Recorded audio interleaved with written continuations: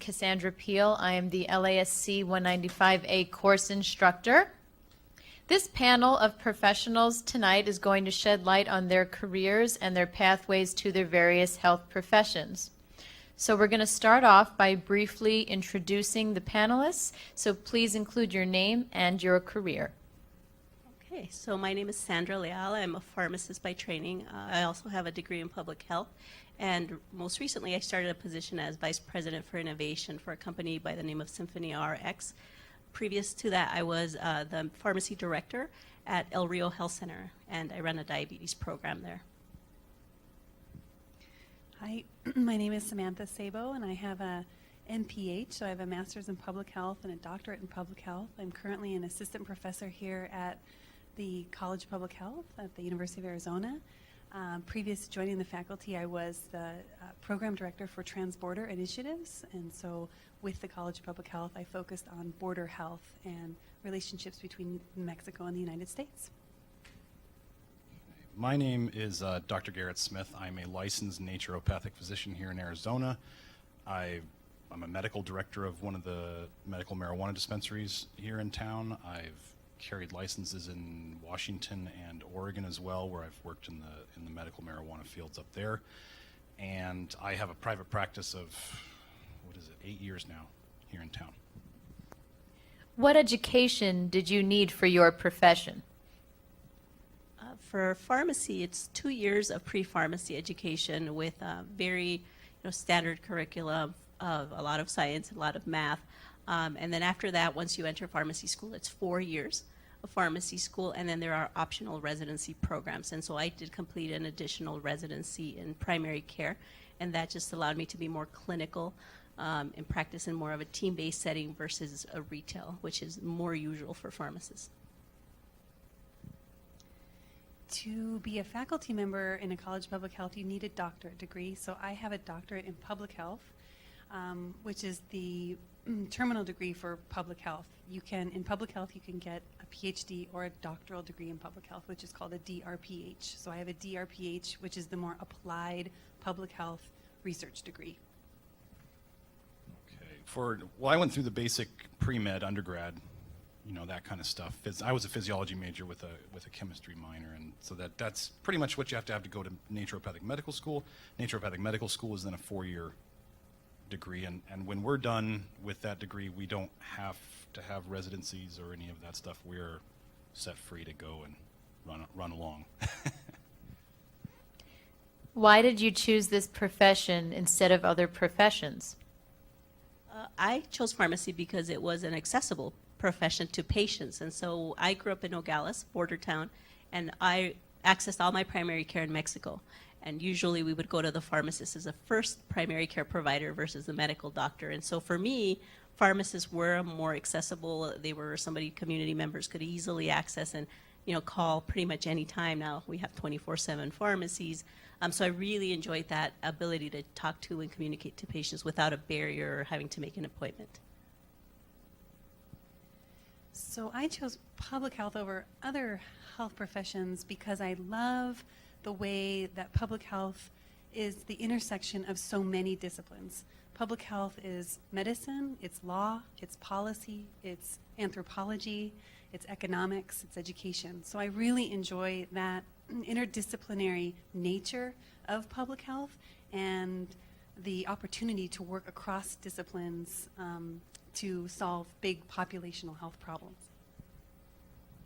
Okay, well, I kind of got into it because my dad was a dentist, so I always kind of liked medicine, and I had an experience when I was about 12 where I kind of had like a chronic fatigue syndrome, and conventional medicine didn't fix it. And I wanted to be in medicine, but conventional medicine just wasn't my thing. And I was into fitness, which led to nutrition, and nutrition led to me working in a vitamin store, and that led to me finding about naturopathic medical school. So it's kind of, as when I found out that I could be a doctor of kind of like, I was always into nutrition, when I could be like kind of like a doctor of nutrition, that's where it really appealed to me. So that's how I kind of got into this. What are some of the greatest challenges you've faced in your career? So I think the biggest challenge for pharmacy is that we're not technically recognized as healthcare providers by the federal government. And that actually creates a lot of barriers for pharmacists to work in teams in a clinical setting. So pharmacists tend to work more in a pharmacy dispensing product, which is probably one of the basic things that pharmacy do. They have a lot of training in interviewing patients, clinical care, but because of that lack of designation with the federal government, it does create a barrier for pharmacists to work in teams. And so as part of my profession, I've really tried to strive to work in policy that changes that. And there's actually 2 bills in Congress right now to get that federal recognition. So there is, hope that this is going to change very soon. And people are practicing, pharmacists are practicing in teams. It's just that that barrier has prevented most pharmacists from practicing in that way. So similar along those lines, I think in public health, like I said, it's an interdisciplinary profession, which is almost, we approach it as a series of problems that you need to solve, and you need to be engaging multiple solutions to that problem. And oftentimes what happens in public health is that prevention, or the period before people actually get sick, is not prioritized in this country, which means that the resources are not allocated in a way that can really help us to convene these interdisciplinary teams to solve these big problems that are facing our country. So I think my biggest challenge in terms of our career in public health is that prevention is definitely not prioritized, and we need to have to be very creative in terms of overcoming the limitations on resources in terms of financial resources and or policy, leveraging policies and or programs to be able to tackle these issues head on. So. Okay, well, in my career, the biggest challenge has mainly been money, because in the naturopathic field, people need to know that it's not like when you come out, if somebody was come out of MD school and there's jobs you can go get. I tell people, don't expect to come out of naturopathic school and find a job. You are going to be an entrepreneur, you're going to be planning on private practice, you're going to be planning on all this, and I'm quite honest with people, if I did not have some significant financial help from my parents, I would probably be looking for jobs under somebody else, which I did when I started out. I worked in other clinics and I worked for other people, and I still have jobs where I work for other people as kind of a side income, but my private practice would not have survived without help. And we don't typically, naturopathic physicians are getting more and more into the taking insurance game. I decided to not play that game from the very start, and now it's wonderful. Now I'm all cash, self-pay, and I don't have to deal with the whole insurance world. I had a dermatologist tell me he was severely jealous of me because I didn't have to deal with insurance at all. But not taking insurance at the start made it a very rough start. Not taking insurance now, once things are going, it's wonderful. So the biggest challenge at the start was simply financial. Yeah. What do you like most about your profession? I still really appreciate the ability to have patients just readily access me as a provider, which is great. And I personally really enjoy the work that I've been able to do as a pharmacist. So I have had the opportunity to teach. I've been a preceptor. I have done things I never imagined doing as a pharmacist. Now I'm doing more of a administrative role, but I ended up going and getting a public health degree. And so it really opens up opportunities to do things that are so far beyond what you ever contemplated when you first got the degree. And so that, for me, has been the biggest benefit of having been a pharmacist and being a pharmacist. And I still see so many opportunities in the future. I've been very politically, very involved in political advocacy to help the profession, to help other issues around policy, healthcare access, equity. I can go on and on, but I just think that this degree for me has really allowed for me to have those opportunities. Public health is fun. So unlike medicine, so medicine focuses on the individual, we have the challenge of focusing on populations, on communities, and it's incredible. And there are incredible amounts of communities that require different approaches and ways to do things. And one thing I think that I love most about my job in public health is working with community members to solve problems in real ways, in real time. I really enjoy working with community members that are interested in doing that citizen science, trying to figure out what the issue is, and what are the mechanisms for which to change it. And so I think public health really gives you that kind of science side of being able to do research and do systematic, try to understand an issue systematically, but do it in line with people's values and skill sets in the community to be able to affect change locally. So I really love that part. Okay. Well, my current practice is mostly made up of what we call clinical nutrition, which is treating disease with nutrition. And my favorite thing is I get the individual, right?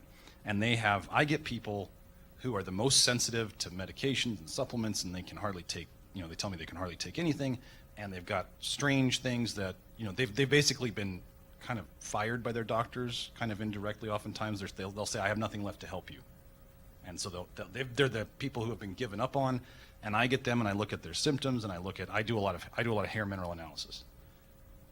I look at their symptoms, I look at their hair test, I can go in PubMed, and I can find nutritional connections between what they have on their test and what they're presenting with, and then I get to it's like being a nutritional detective. It is the most amazing, it's what I was meant to do, and that's what I love. Every day I get to go in, like I learned a new condition the other day that I hadn't come across before, and I was able to kind of go into PubMed and start piecing together the things that I knew about this woman and what her hair test said, and then show her that this is probably what's been lacking, and this is how we can quite possibly fix it. Maybe it may not be, but we have research backing it, and we have a test to show that you need this. So that's nutritional detectivism is like my favorite thing about it.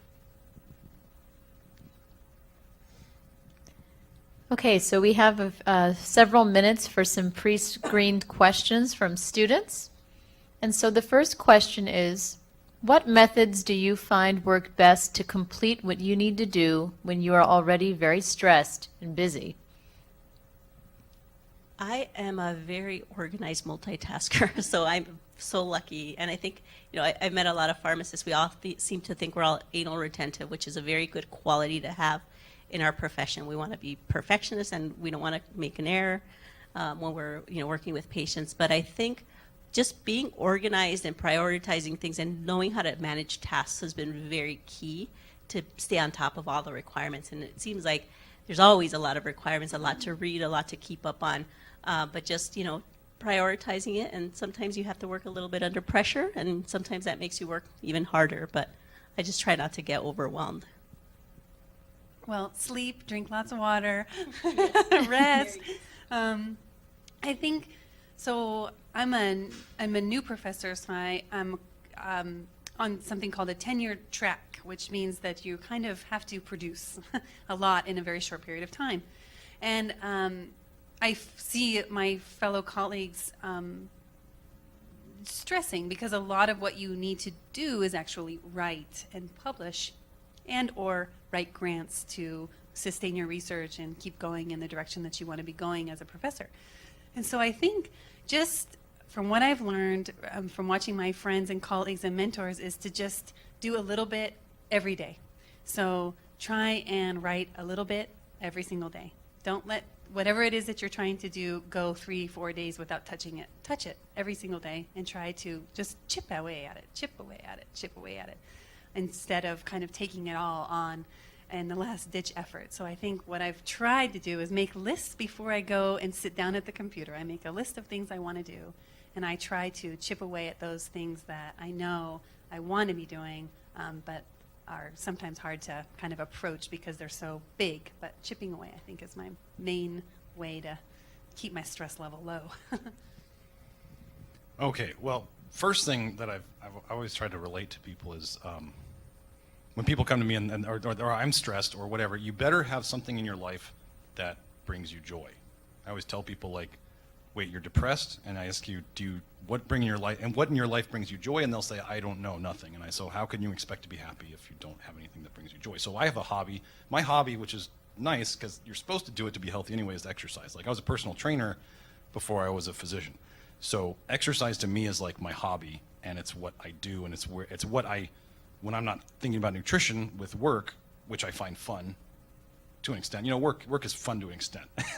But when I'm off work and then I'm doing my exercise, that's like my other, it's like my wife's scrapbooks. I do fitness.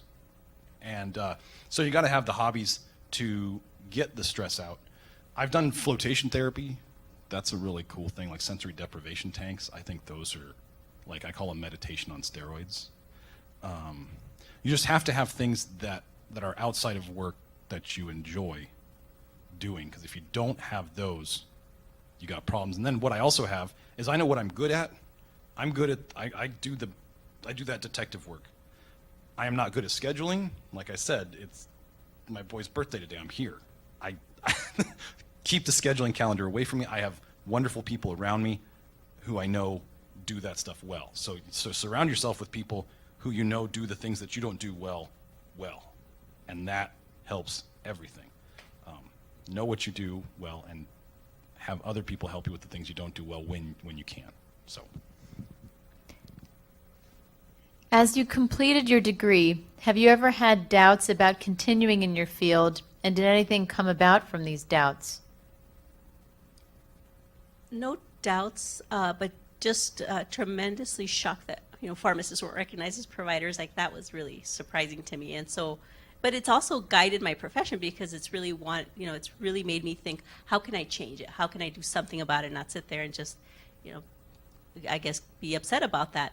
And it's actually allowed me to be a better provider and really set an example. Like, I'm involved in a lot of the pharmacy leadership organizations nationally, on a lot of the executive committees. And so were it not for that barrier, I don't think I would have had as much opportunity at the same time. So I sometimes think, should I have picked a different profession, and I wouldn't have had that big barrier, but then I think I wouldn't be at the top of this profession had I done that. So I quickly put that aside and say no. And then just what you said earlier about loving what you do. I love what I do. I would never change my path or what I picked. And it doesn't feel like going to work. Like, I really enjoy going to my job. I love to work with the people I do. And so I don't regret it, because I feel a little bit surprised I get paid to do what I love to do. And that's always nice when you find that spot. Yeah, loving what you do. Oh my goodness, I love what I do. It's so fun. I think the one thing for me, I think, is I'm a very applied person, and I want to see results. I want to see communities feel like they have the power to change the situation that's happening in their communities. I want people to feel like they have a voice, and I want them to be able to manifest everything that they want to manifest in their life, their health, their well-being, their families, everything. So when you get into a research kind of world, an academic world, you get once, twice, sometimes 3 times removed from communities. And so I think what happens with me is I really want to stay connected, and I want to be able to fit in a research kind of machine that respects communities and respects community engaged scholarship. So I think that's one of my doubting spaces, where I thought, well, maybe I should be working in an NGO, maybe a nonprofit organization, or maybe I should be working in some other arena that would allow me to be very much working in coordination and in partnership with community members to change health outcomes. But I know now that academia also has its place for community engaged scholarship. Academia also has a space for that, and I think that people like myself and my colleagues that are very much invested in this have an opportunity to change the paradigm in which we are as academics, to be able to focus in that community engaged scholarship. So I think that's my only space where I kind of got hung up a little bit, but I think I found my path, and I'm good. Okay, well, the biggest thing, as I kind of mentioned before, was in those early years there was significant financial concerns, and so I remember always searching Craigslist for positions that, even though I was in private practice, I was looking for extra money here and I was looking for extra things there. I can't tell you how many times I considered going to EMT school. I actually tried out for the firefighter thing, and I did the test well enough to do it, but I was like, I can't do the training because not enough money. I can't, leave practice for that.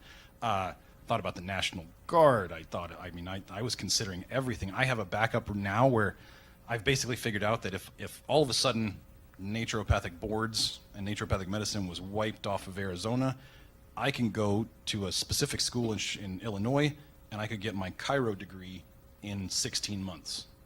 I have a backup plan. I could do what I'm doing right now with with very specific nutritionist certifications. So I have backups upon backups. Do I like what I'm doing now?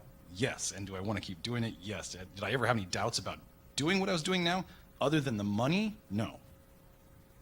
But when the money was tough and you're in a cash-only business in medicine, it can be rough. And one of the things I'm not good at is marketing, and marketing kind of rules these days. So I've gotten very lucky and blessed at the same time. So yeah, never doubted it, but definitely always had backups. That's why I'm medical director of a dispensary. I got that going. I was flying to Oregon once every 2 months to do medical marijuana recommendations at a clinic up there.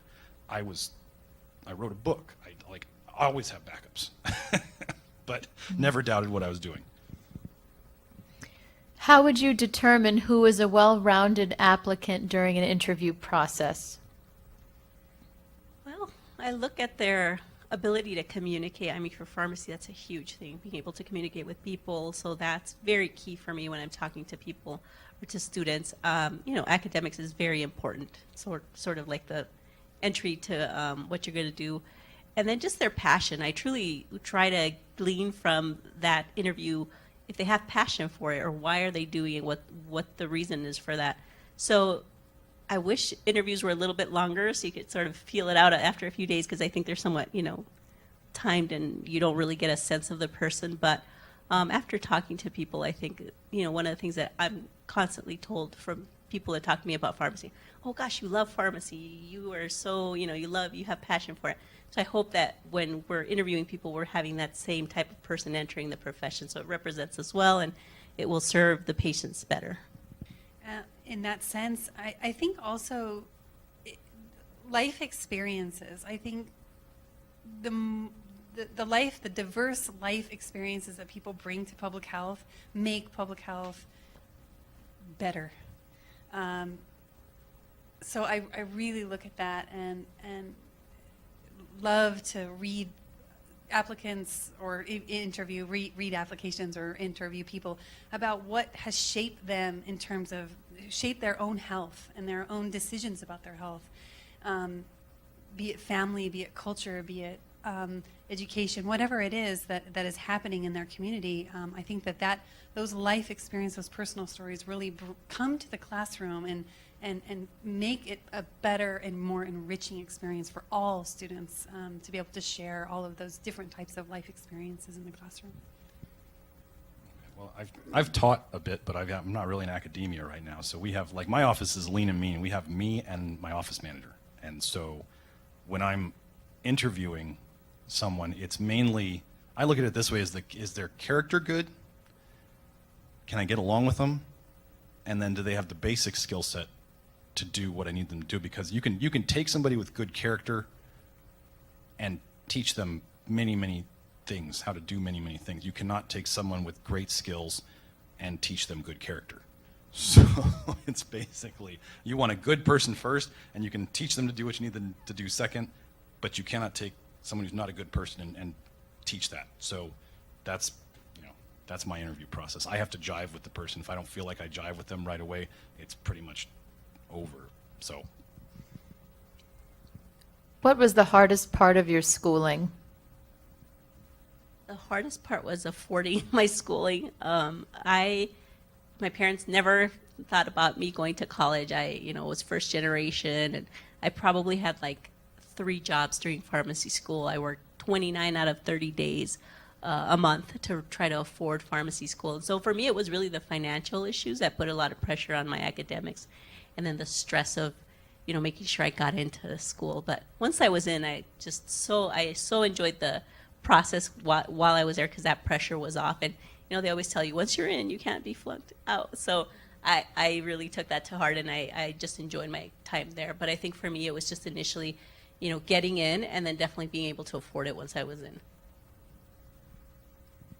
Yeah, my parents didn't go to college, and I was really reflecting on this the other day. I was like, how did I actually get to college? I have no real memory of how it actually happened because I didn't have parents that went to college, but they were always supportive and they knew that that whatever I decided to do, I could do. But they didn't know how to lead me there or get me there. So I must have had someone in my life that figured it out and helped me. But I applied to only one college and I got in and I went and that was wonderful. It was a wonderful experience. Same thing with my master's. I applied to one school and I got in and the same thing. Well, my doctorate, I applied to 3 and I went to 1. And so I guess I was getting better at figuring out that I could go. But I think the biggest challenge probably for my education was just knowing that having to balance kind of like that work life and feeling like I was good enough to be there. I think because my parents didn't go to college, sometimes, especially in an academic institution, you are with people that have very educated families, and it can be very intimidating because you feel like, wow, should I be here? Am I good enough? Or whatever those feelings are that you have, the insecurities that I may have experienced. But I just realized like how awesome it actually is to be able to come so far and make your parents so proud of you. And they just could never. My mother, when my parents came to my graduation getting my doctorate, they were just shocked. I mean, totally shocked. They were like, we barely graduated from high school. This is incredible, So I think I guess maybe keeping in mind, that you're the legacy of your parents and that they love you and that they want you to keep going and that maybe that will keep you going when it's getting tough, down towards the end of whatever degree that you're trying to complete. So that's it.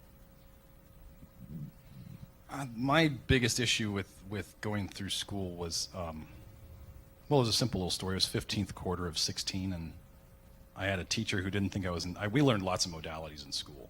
And one of the modalities, I won't go into it, but I was not really fond of it.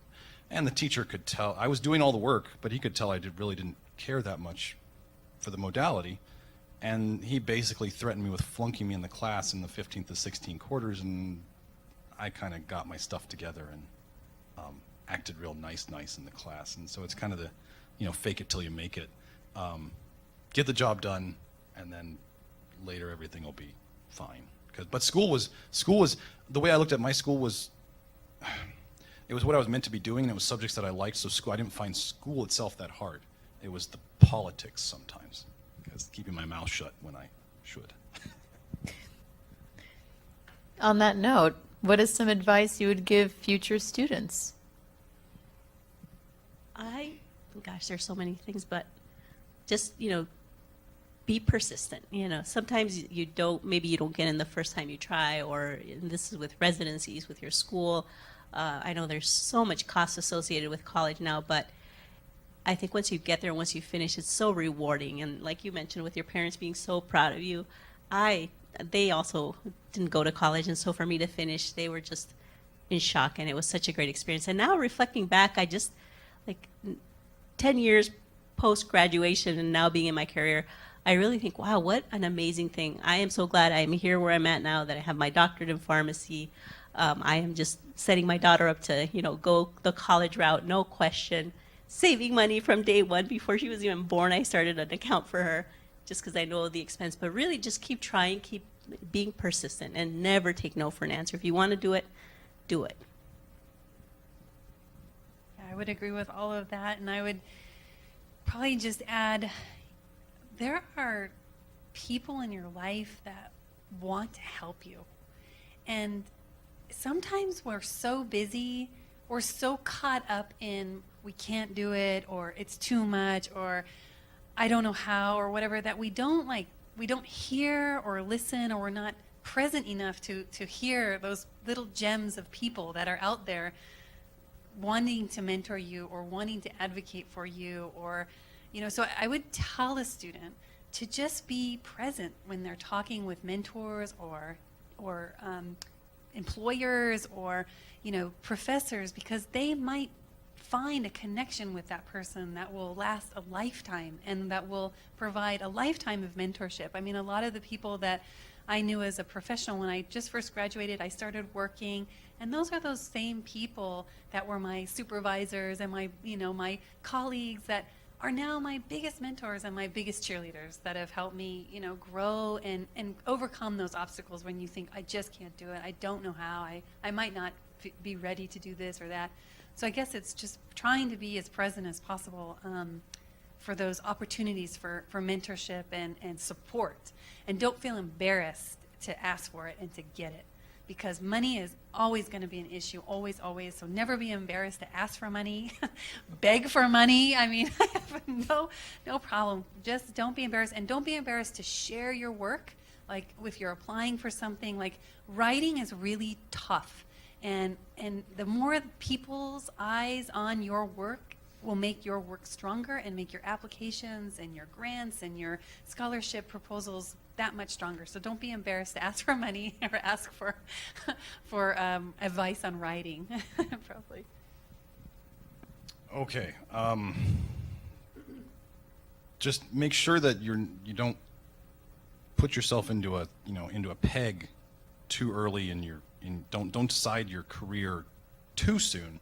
Like I started in mechanical engineering here at the U, and a year and a half in, I was like, I don't fit with my classmates. I don't fit with what I hear the job is. I don't fit with any of this stuff. Funny thing about that time, I came across a book called Do What You Love and the Money Will Follow. And I didn't read the book. I only needed the cover. And I thought about it for a second, and I went, what do I do in my spare time? Because that must be what I like to do. Mm-hmm. And I thought, I like to lift weights in my spare time. Okay, this is my joke, but is there a lifting weights degree? No. But I thought about it, and I was like, okay, exercise science, they had that back then, but they were getting rid of it. So then there was physiology. Okay, so I'll do physiology. And I went into physiology, and then got done with school, didn't know what I wanted to do, applied to the U for physiology masters.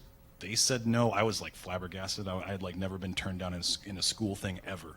And then I applied some other places, and I got turned down from all of those.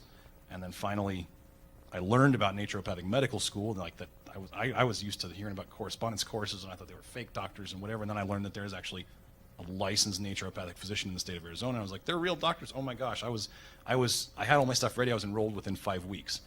It seemed to all be kind of meant to be. But anyway, just don't put yourself in a peg too early, because your ideas on things will change, your views on things will change. Try to set yourself up for being the most versatile should your tastes and your desires change. It's kind of like the thing I always do, like always have a backup. You know, a physiology degree, that could be pre-med, that could be, you know, chemistry, that could be, it could lead a bunch of places, and it's a good pre-med degree. So just have your backups again. The final question of the evening is, did you ever change your major once you started college? And if so, how many times? No, I never changed my major. I actually decided in 11th grade I wanted to be a pharmacist, and I stuck to it, and I loved it. And now I've changed the way I practice pharmacy within my profession. But no, I never changed. I just knew, and I'm blessed that I knew and that I stuck to that. And I just want to echo what you said about mentors. Super important. In high school, I had one of the greatest mentors. In college, I had one of the greatest mentors. And you know, I think in every aspect of my career, I've had a mentor, and I've had that relationship. It's so important, and I hope that I can serve as mentors to students that come by now and be that same type of model that other people have been. So I really appreciated that point you made. So majors. So when I was my bachelor's degree was in.